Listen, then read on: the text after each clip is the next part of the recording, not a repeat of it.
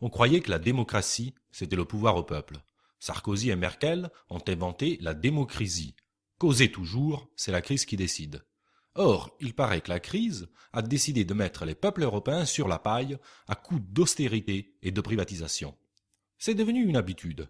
Le peuple a dit fermement non au traité constitutionnel européen de 2005.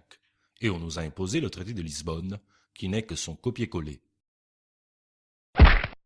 Les peuples européens disent non à l'austérité, et on nous sort du chapeau franco-allemand deux nouveaux traités européens, le mécanisme européen de stabilité et le traité sur la stabilité, la coordination et la gouvernance de l'Union économique et monétaire. C'est des noms bien compliqués pour un projet simple. Il s'agit de garder le financement des États sous la coupe des banques privées pour rendre irréversible la casse sociale, le démantèlement des services publics et l'austérité. Regardons cette arnaque de plus près, ça vaut le détour. On entend créer un mécanisme européen de stabilité.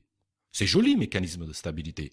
Ça passe mieux, en tout cas, que si on l'avait appelé compagnie d'assurance de la spéculation bancaire sur le dos des peuples. Or, c'est de cela qu'il s'agit. Ce mécanisme est en réalité une sorte de banque, mais une banque un peu particulière. C'est une banque opaque et irresponsable. Le traité européen garantit même l'opacité de son fonctionnement en lui conférant les prérogatives de secret dont jouissent les représentations diplomatiques, des ambassadeurs de la finance, en somme. Les administrateurs sont intouchables, avec le statut réservé aux plus hauts fonctionnaires internationaux. Quoi qu'ils fassent, aucun policier, aucun procureur, aucun juge ne pourra intervenir dans le fonctionnement du fonds. Pourquoi tous ces pouvoirs? Pour pouvoir venir en aide aux États en difficulté, nous dit-on. Voyons ça. Le mécanisme est censé gérer un fonds de 700 milliards d'euros. Ça paraît beaucoup, mais ce n'est pas vrai.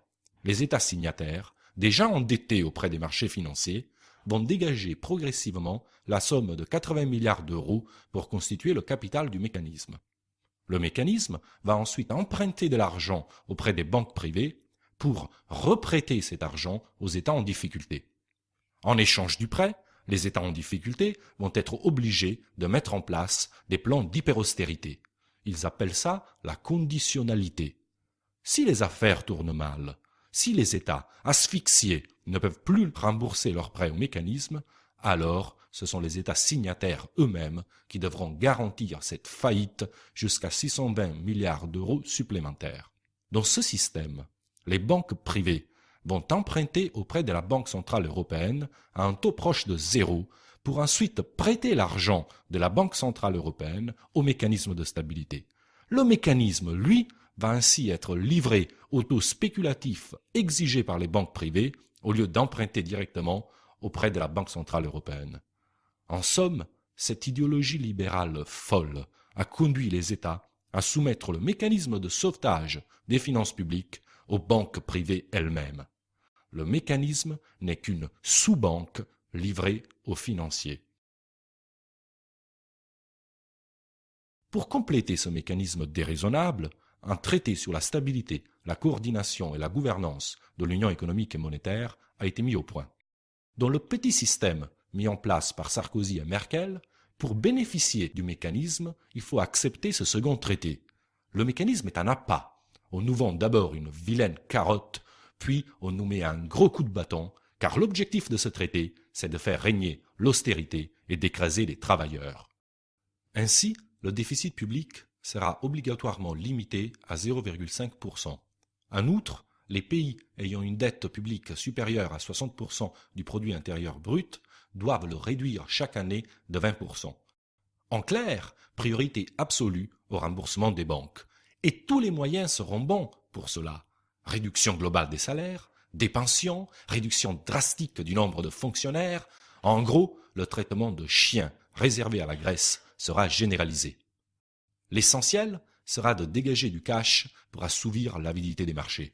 L'État sera par exemple contraint de vendre son patrimoine, de brader au privé les derniers services publics, autant de bonnes affaires pour tous les vautours de la finance. Cette règle, qu'ils appellent cyniquement règle d'or, est la dernière étape de la mise sous tutelle des États. Et pour faire régner cette terreur budgétaire, le veau d'or peut compter sur trois solides gardes-chiourmes, la Commission, le FMI et la Banque centrale européenne, la troïka des marchés. Les peuples, eux, n'auront plus leur mot à dire. Ainsi, les parlements nationaux seront dépossédés de l'élaboration du budget de l'État. C'est en effet désormais la Commission de Bruxelles qui se chargera de valider tous les budgets nationaux, retoquant tous ceux qui seront jugés non conformes aux objectifs ultralibéraux. Ce pas supplémentaire en direction du despotisme technocratique n'est pas inéluctable.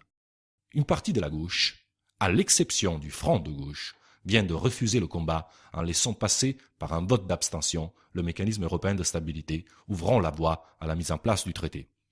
Les socialistes, qui se sont abstenus, parlent de renégocier. Mais quand on veut renégocier ce qui est mauvais, on commence par voter non.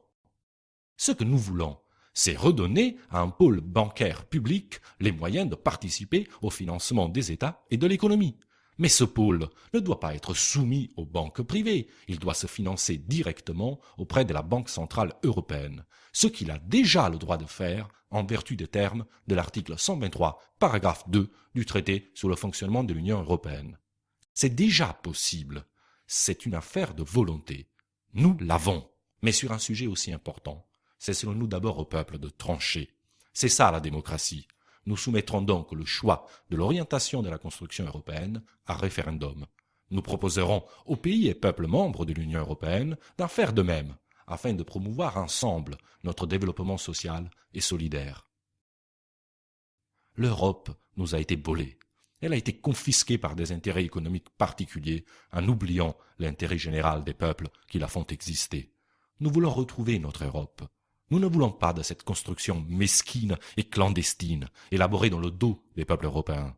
Nous voulons une Europe choisie par les peuples et au service des peuples.